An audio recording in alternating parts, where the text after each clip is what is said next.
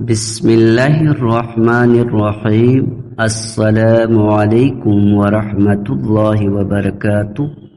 پیارے مسلمان بہن بھائیوں، کیسے ہیں آپ سب؟ آئیں پیارے آقا جناب محمد مصطفیٰ احمد مجتبیٰ صلی اللہ علیہ وسلم کی چند احادیث مبارکہ سماعت فرمائیں۔ جزاک اللہ۔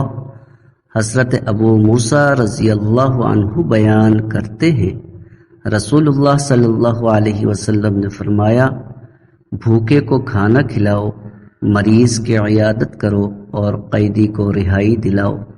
حضرت ابو ہریرہ رضی اللہ عنہ بیان کرتے ہیں، رسول اللہ صلی اللہ علیہ وسلم نے فرمایا، مسلمان کے مسلمان پر 5 حق ہیں: سلام کا جواب دینا، مریض کی عیادت کرنا، جنازے کے ساتھ جانا، دعوت قبول کرنا اور چھیننے والے کا یرحمک اللہ کہہ کر جواب دینا۔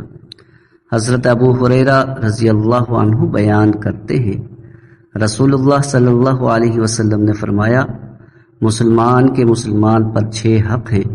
عرض کیا گیا، اللہ کے رسول وہ کیا ہے؟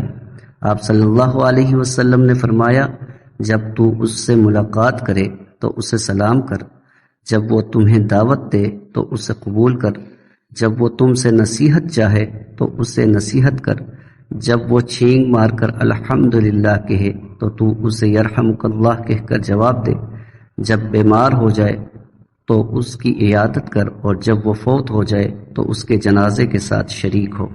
حضرت ثوبان رضی اللہ عنہ بیان کرتے ہیں، رسول اللہ صلی اللہ علیہ وسلم نے فرمایا، جب مسلمان اپنے مسلمان بھائی کی عیادت کرتا ہے تو وہ واپس آنے تک جنت کے میوے کھانے میں مصروف رہتا ہے۔ ویڈیو اگر پسند آئی ہے تو ضرور چینل کو سبسکرائب کریں، ویڈیو کو لائک کریں، ایک پیارا سا کمنٹ کریں۔ شکریہ۔